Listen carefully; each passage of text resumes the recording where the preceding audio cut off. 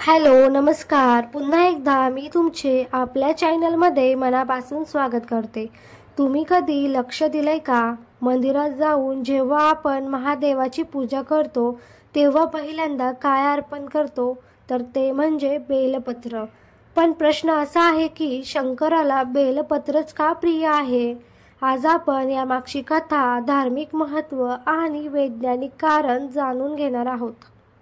पुराणानुसार बेलपत्राचं महत्त्व शिवपुराण आणि पद्मपुराणमध्ये स्पष्ट केलं गेलं आहे। पण कथेनुसार एकदा समुद्र मंथनातून विष बाहेर आलं, ज्याने संपूर्ण सृष्टी नष्ट होण्याचा धोका निर्माण झाला। तेव्हा महादेवांनी ते विष पिऊन आपल्या कंठात धरलं। विष पिल्यामुळे कंठ निळा झाला, म्हणूनच त्यांना नीलकंठ असेही म्हणतात। त्या विषाच्या ज्वाळा शांत करण्यासाठी आणि त्यांना थंडावा देण्यासाठी देवांनी बेलपत्र अर्पण केलं।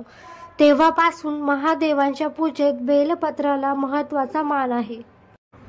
शिवपुराणात सांगितलं गेलंय की त्रिदल त्रिगुणाकार त्रिनेत्रच त्रियायुधम त्रिजन्म पाप संहार एक बिल्व शिवार्पणम।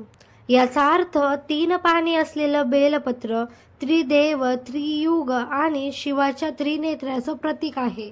एक बेलपत्र अर्पण केल्याने 3 जन्मातील पाप नष्ट होतात असं मानलं गेलं आहे आणि शास्त्र देखील सांगतं। फक्त धार्मिकच नव्हे तर बेलपत्रामागे वैज्ञानिक कारणही आहे।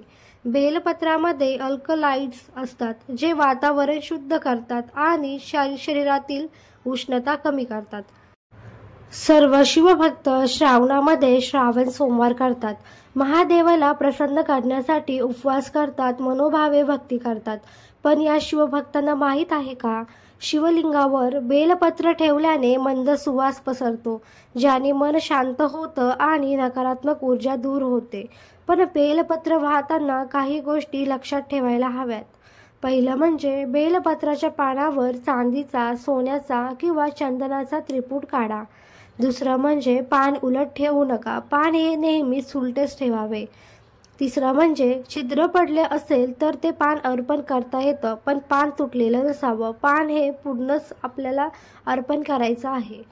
चौथं म्हणजे रविवारी किंवा संक्रांतीच्या दिवशी बेल तोडू नये किंवा बेल महादेवाच्या पिंडीवर अर्पण करू नये। यामागे देखील एक कारण आहे। महादेवाला बेलपत्र वाहणं म्हणजे फक्त एक विधी नाही, तर त्यांना आपलं प्रेम, कृतज्ञता आणि शांततेचा संदेश देणं आहे। बेलपत्राचं शीतल स्वरूप आपल्याला सांगतं क्रोध, अहंकार, मत्सर हे विषही महादेवासारखे सहन करावे, पण जगासाठी नेहमी शांतता आणि कल्याणाचा विचार करावा। जेव्हा कधी पुढच्या वेळी तुम्ही महादेवाला बेलपत्र अर्पण कराल तेव्हा फक्त एक पान म्हणून नका पाहू, तर ते तुमच्या भक्तीचं, प्रेमाचं आणि शांततेचं प्रतीक आहे असं समजा। ओम नमः शिवाय, ओम नमः शिवाय, ओम नमः शिवाय। तुम्हाला आजचा व्हिडिओ कसा वाटला कमेंट करून नक्की सांगा। व्हिडिओ आवडल्यास चॅनल सबस्क्राईब करायला विसरू नका। लाईक शेअर करा। थँक्यू।